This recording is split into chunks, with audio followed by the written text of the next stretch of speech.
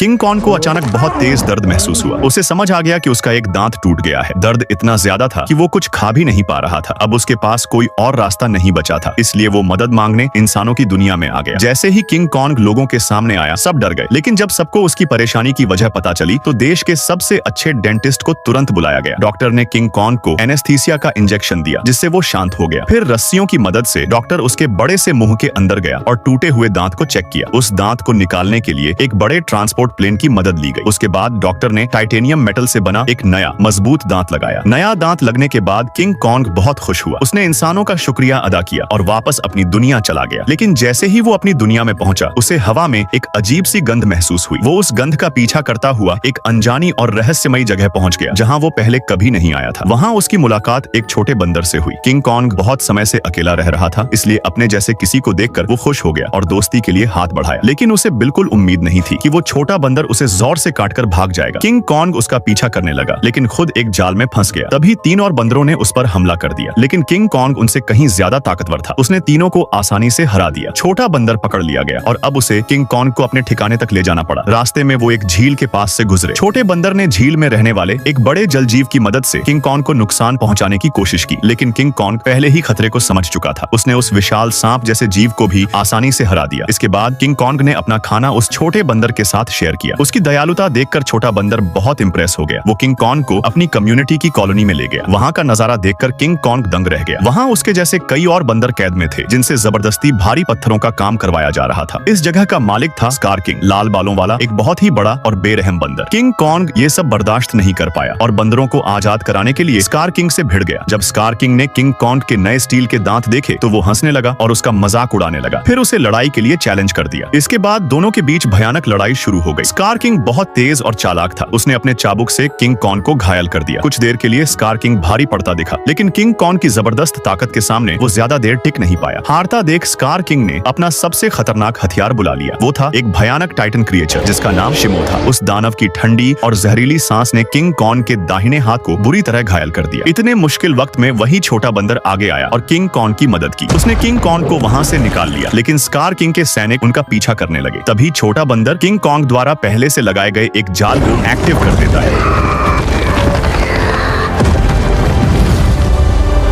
और दोनों अपनी जान बचाकर भाग निकलते हैं। अब बुरी तरह घायल किंग कॉन्ग छोटे बंदर की मदद से एक बार फिर इंसानों के पास पहुंचता है। इंसान फिर से उसकी मदद के लिए आगे आते हैं। वो किंग कॉन्ग को नया हाथ तो नहीं दे पाते, लेकिन एक खास मशीन की मदद से उसके हाथ को पहले से भी ज्यादा ताकतवर बना देते हैं। इस तरह इंसान एक बार फिर किंग कॉन्ग की मदद करके अपना फर्ज निभाते हैं।